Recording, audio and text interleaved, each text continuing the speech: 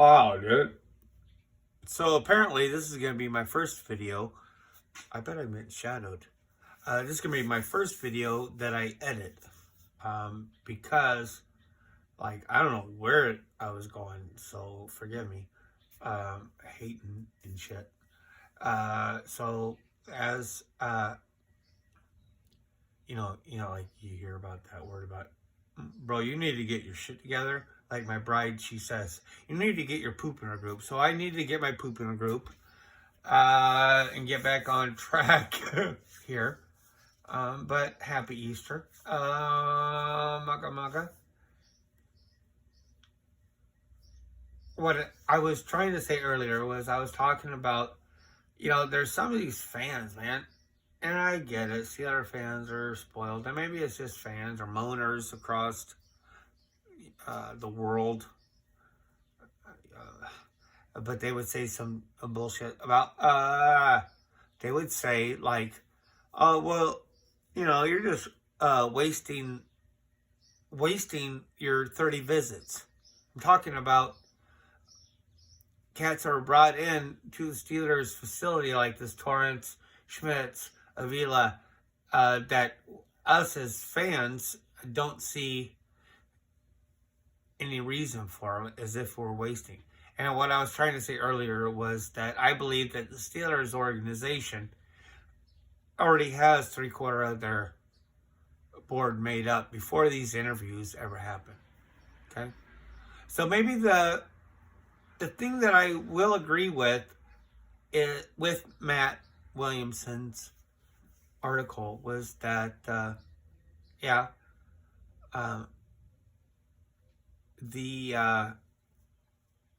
there is an opportunity, because you never know how these, for one, we don't know how life goes. And also, on a football level, we don't know how football career paths and things are going to work out. These are obviously stars, okay? And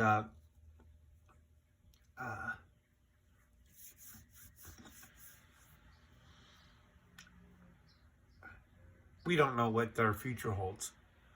They may end up being a draft casualty in 2, 3, 5 years.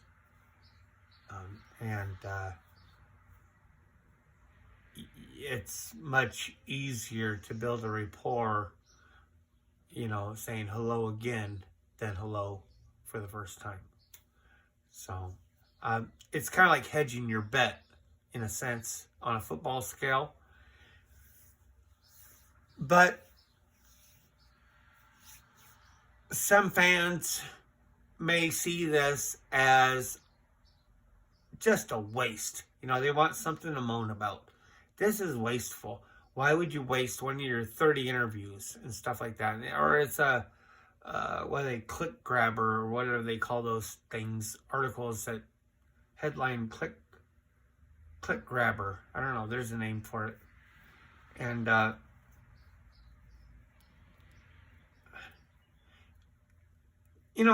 these kids are some of the best athletes. These men are ranked among some of the top men and women out of America in sports. These men have, I'm just going to broad brush it. They're like the guy I like Tillman, whatever, 22. You got cats coming out 22, 23. What were you doing when you were 23? 22, 23, 24, 25 years old. That's a chance. 22, 3, 4, And these athletes, these boys, young men, early adults,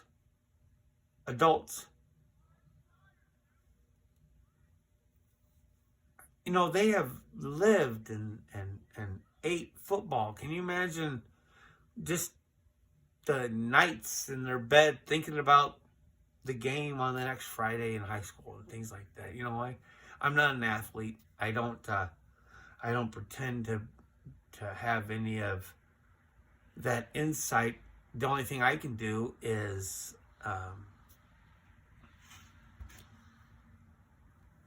maybe romance it a little bit, as far as like the what ifs and stuff like that.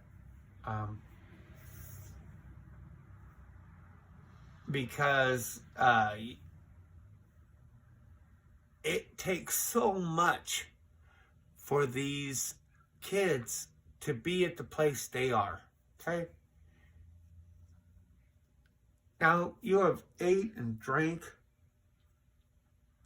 slept, practiced, smoked,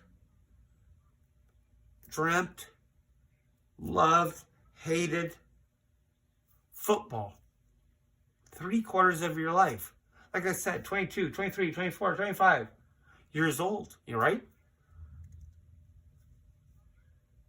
I remember, it's like I was a group.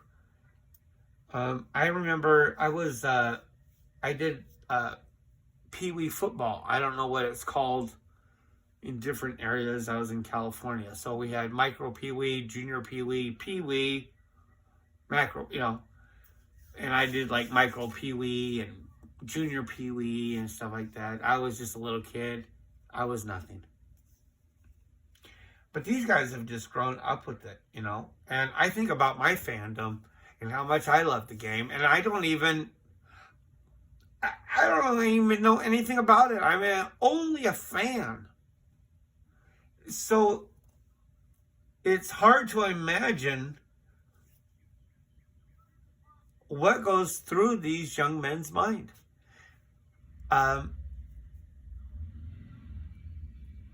Anybody that's been in that situation, I have to think that they understand. Even say they were like born in a suburb of Cleveland, or maybe they were born in National City, California, outside of San Diego, or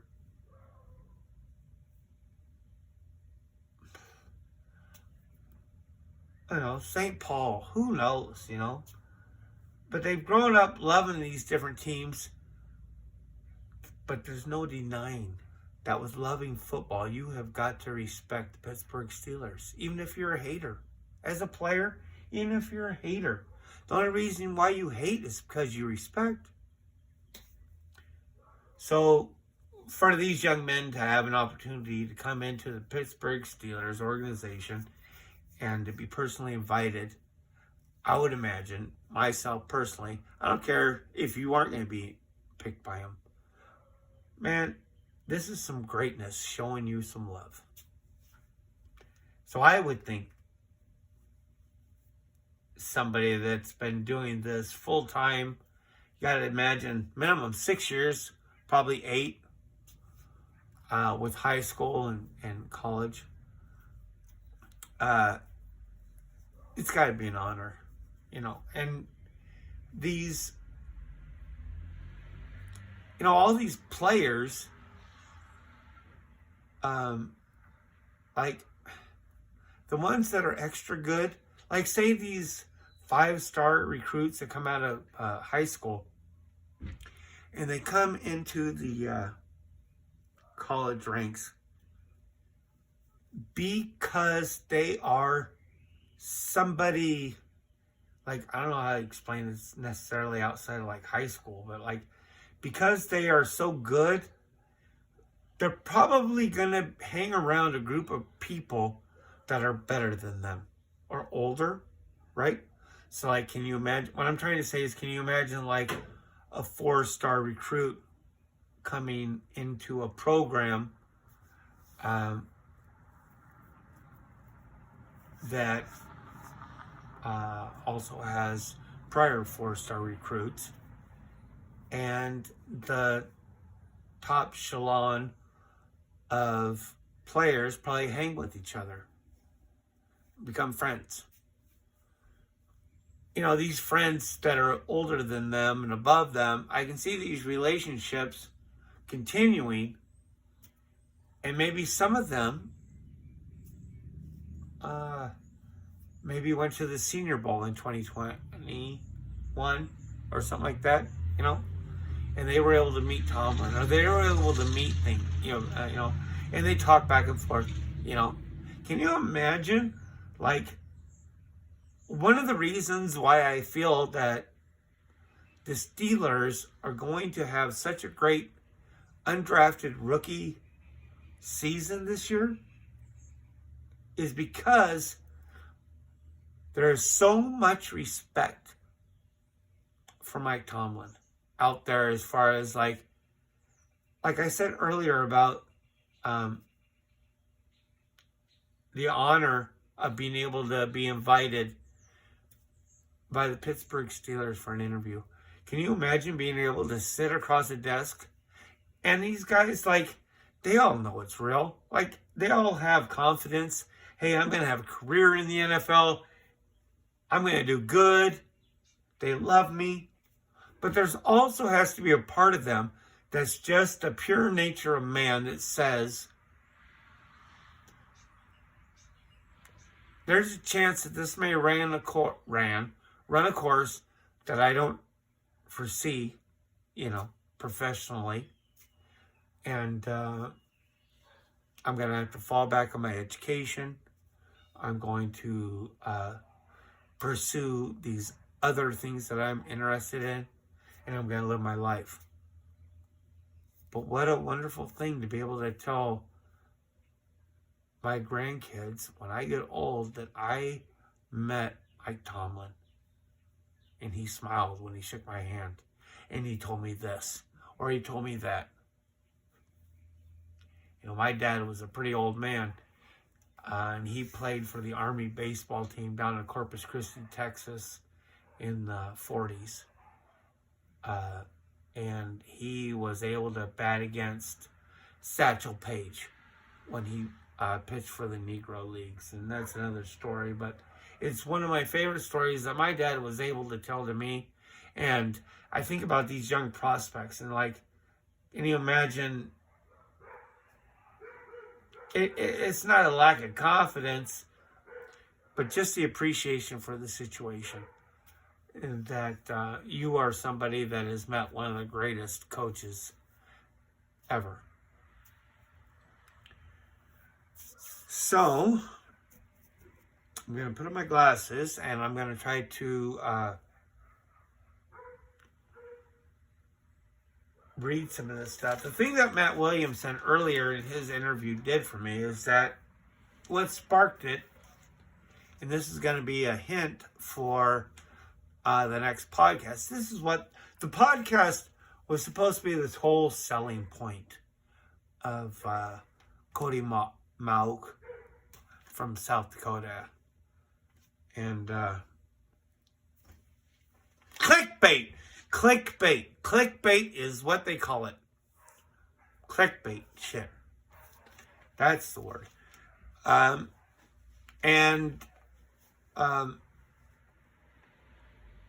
was not going to be able to get to it because I realized that I had way too much stuff to talk about, ahead of time.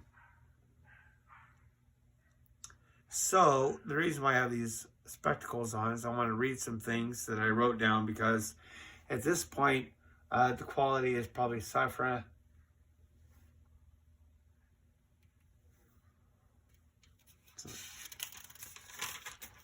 I have so many things written, so many.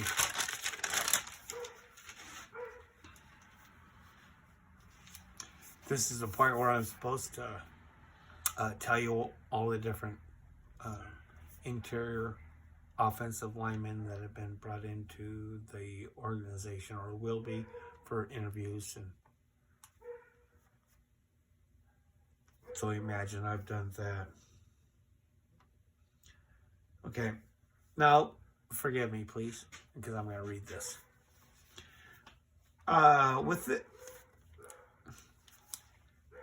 With the popularity of Steeler fans wanting a left tackle,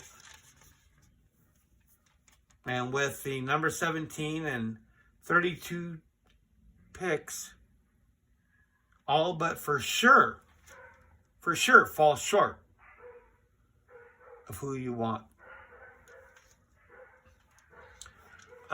Top three: Peter Skronsky, Paris Johnson, Broderick Jones.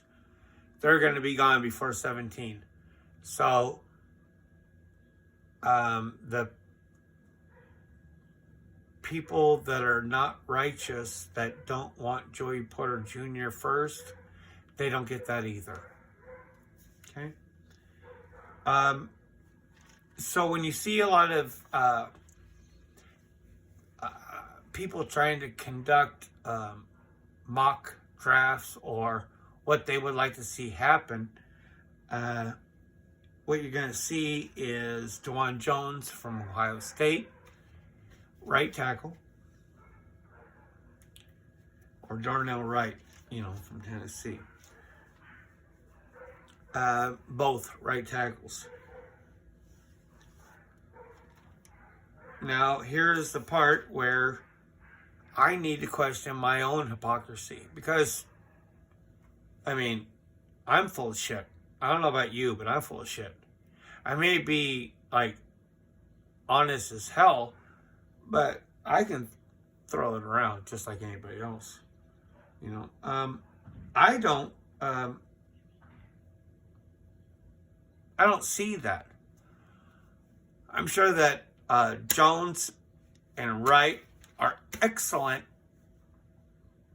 tackles, and I believe that they're excellent right tackles. I've talked about them in past podcasts as far as they are impressive.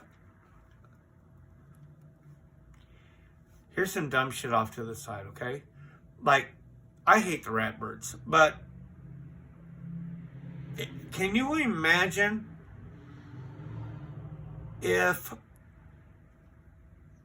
okay, because straight up, all these Steeler fans are thinking DeJuan Jones and Wright are going to be available at 32. They're thinking that because they don't get the top three, they're going to be able to get these other guys at 32. I have a feeling that there's going to be a run on these tackles real quick. The guy I like, Jalen Duncan, out of Maryland. I'm not saying he's worth 32, but I'm saying that the way things are situated, there's no way the Steelers are going to be able to get Jalen Duncan at 49, and you don't even know who the fuck Jalen Duncan is because you're following all this other just heady shit, okay? He's a tackle out of Maryland, plays left side. He is a project. That's why I would never spend a 32 pick on him. But I don't think you're going to get him at 49 because I think there's going to be a run on him. I think because of the value of the tackle position scares teams so much. It already runs, I think, faster than what normal fans think it's going to happen. But I believe this year, also with wide receiver, our wide receiver goes up and down, but I think you're going to see a run on these tackles and wide receivers a little quicker than what maybe we want to see if you like either one of those tackles, either one of those positions, right?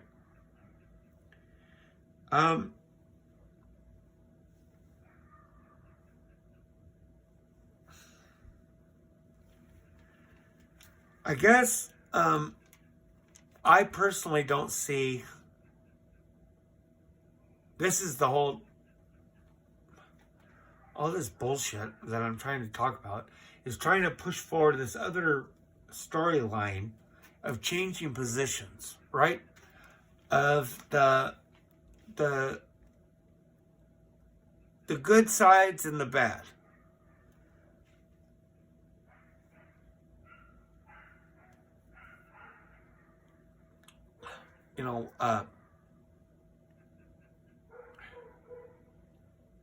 Even with the number one pick, that Peter Skronsky out of Northwestern, you have experts out there Not even like this. It's so silly. Like they pick him as the number 1 overall tackle, but they don't even. You see my shirt? I wore my fancy shirt on Easter. This is my favorite shirt. A little Death Before Pop Country. I already showed you my fancy boots. We already know what that caused with all the blood rush. I'm not going to do that again. Yeah. Mucka. Hope I'm in center. Shit. I'm not stopping now, boys.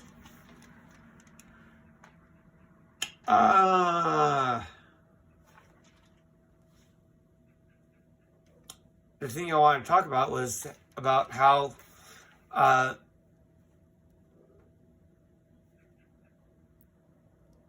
even with this top guy, Peter, I never met a bad Pete in my life. They're talking about how he's going to end up being a guard. Wouldn't that be the shit to be like a top 3 rated tackle, and then everybody's saying that you're going to be drafted as a guard or center, I guess.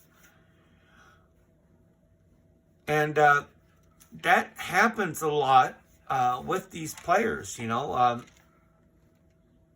There's, I don't really like it when, if you ever step back and listen to some of these scouts or some of these analysts, and they're talking about these guys that play tackle or these guys that play these different positions, and then they're saying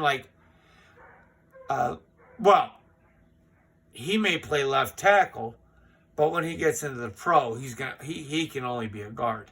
And when they say it, it's like demeaning. Like they say it in a way that's, I don't feel as respectful. Like just to the game, just to the athletic possibilities of the man. And I'm not saying that they're wrong. I'm just saying that, like one player's skill set can completely be different in the professional setting as it is in the collegiate ranks, right? Like with the collegiate ranks, a lot of times, especially, I don't even want to go there with smaller schools.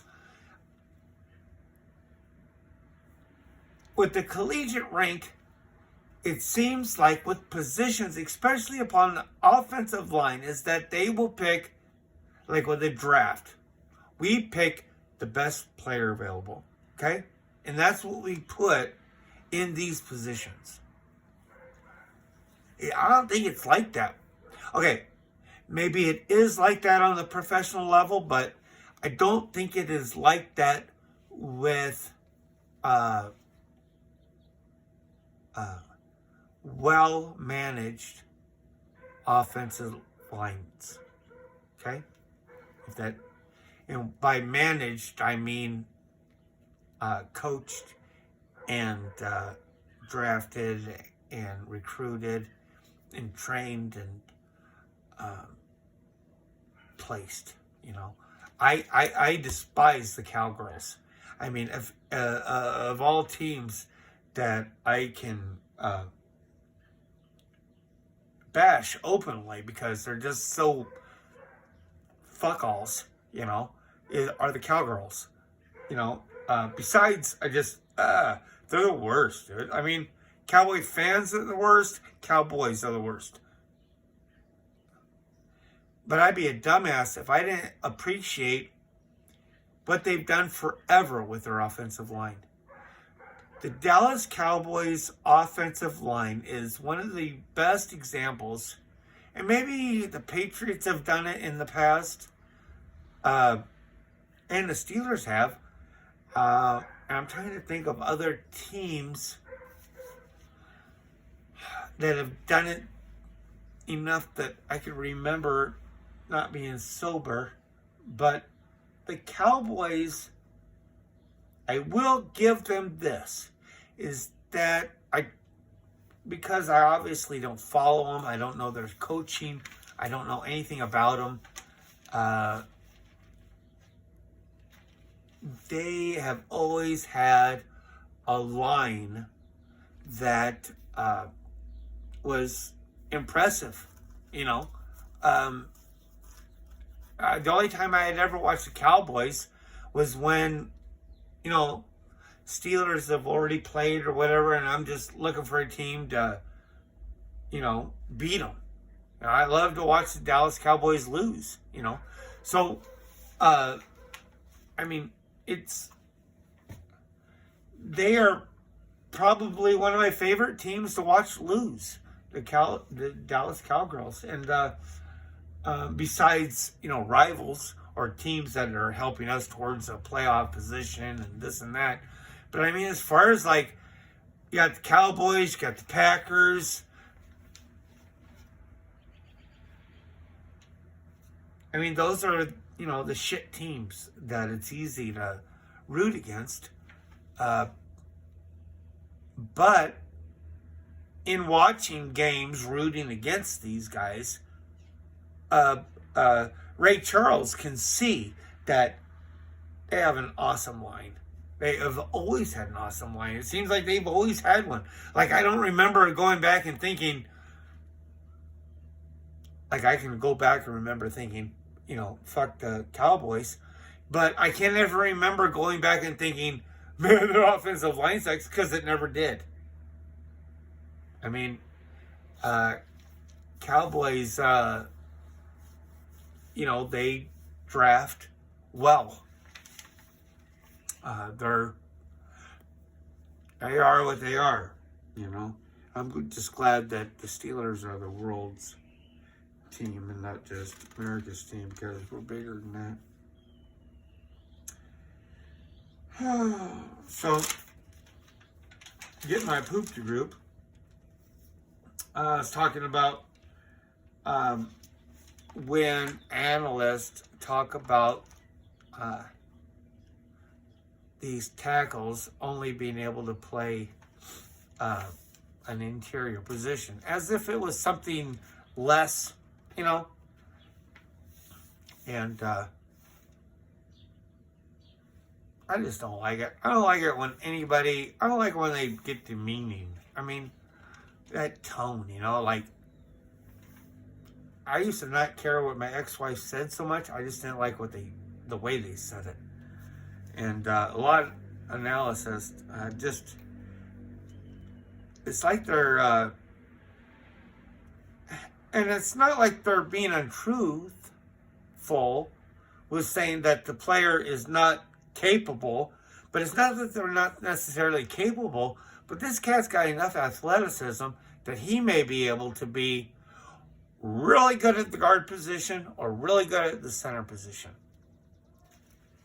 Again, this is giving you a little bit of a heads up for the next podcast.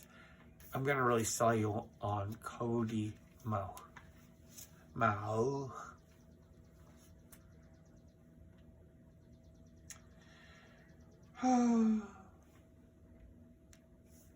You know, one of the standards out there for offensive tackle positions in the NFL, one of the big ones, one of the ones that you will hear ups and downs from the most, is arm length. The standard, where they kind of draw this line is, to where I've seen, is 33. Okay? 33-inch arms. If you are a quarter-inch lower than 33-inch arms, you're worthless. If you have a half-inch bigger arms than that, you're qualified to play tackle in the National Football League, according to these experts. Now, I know I did not win my bride over with this. much more than maybe what the next guy had. But it was my effort. My enthusiasm that made up for that. So, she's stuck. She's not, yeah, she's stuck.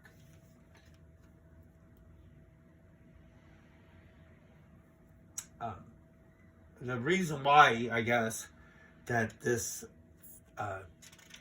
33 number is the point is because, okay, like, there's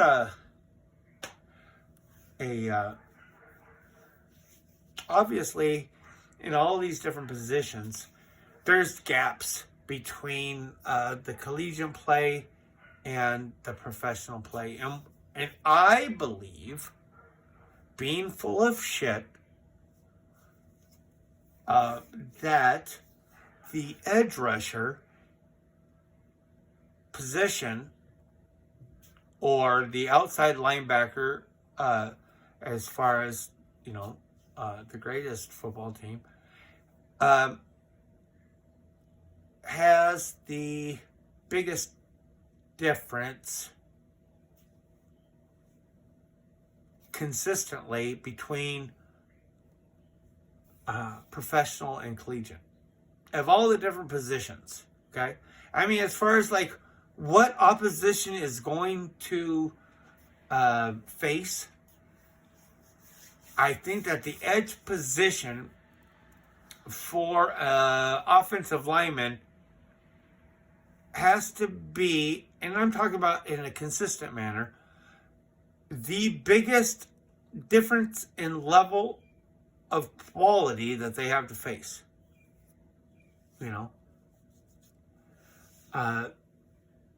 That's why, I mean, you can come at me with some high draft pick. Look, I don't think that Dwan Jones, Anton Harrison, Wright, any of those guys are going to be available at 32. I think there's going to be a run on tackles. I already said it. Like, I like that Jalen Duncan. I don't think we're going to get him past 32. Just sorry, dude. I don't see it, dude. I see a run. I see a run on these tackles, especially the left side. Can you imagine, dude? I mean, like, I hate fucking Baltimore, dude. I mean, I hate them and love them. I don't love them, ever.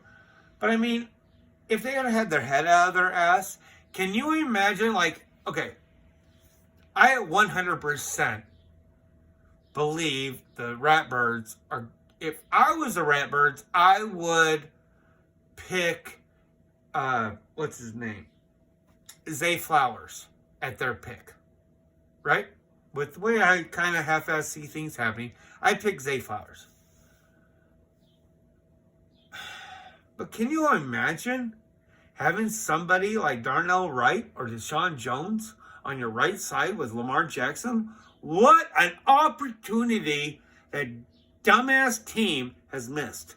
Can you imagine having somebody like that on your right side? I don't even know who they have right now. Who cares? They could be in the perfect position to draft perfectly for Lamar, and it's just going to go wonderfully for the black and gold. I'm sorry, I didn't mean to go off on that, but they're just, they got all caught up in the bullshit. They're just caught up. They should have got off the pot. I mean, I don't know. That whole 33-inch arm shit that I'm talking about with tackles is usually because with the tackle position, you need to, I don't know if it's necessarily make hand contact ahead of time, but you need to establish hand contact first. So the theory is if you have arms shy of 33 inches, these advanced edge rushers percentage-wise, have a greater chance of manipulating you rather than you manipulating them.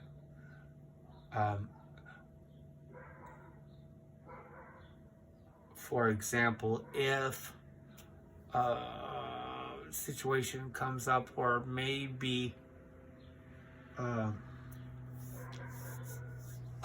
man has shorter arms, okay, he's going to be willing to, like what they call about punch too early. When they say punch, they're like trying to establish. And when you're short with the arms compared to this guy being blazing speed, you're doing your deal before it needs to be done. And now you're having to adjust rather than, and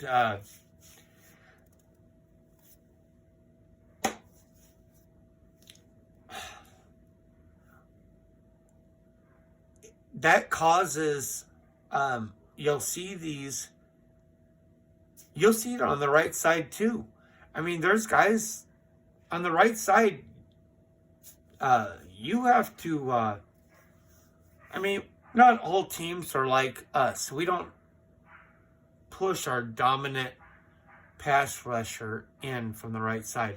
It's becoming more popular, but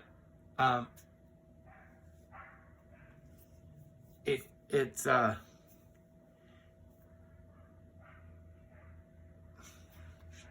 like, let's say that Dwan Jones, okay, from Ohio State, you recruiting, whatever other team you can imagine besides the Steelers. I don't want you to imagine the Steelers recruiting him, because I don't need that voodoo.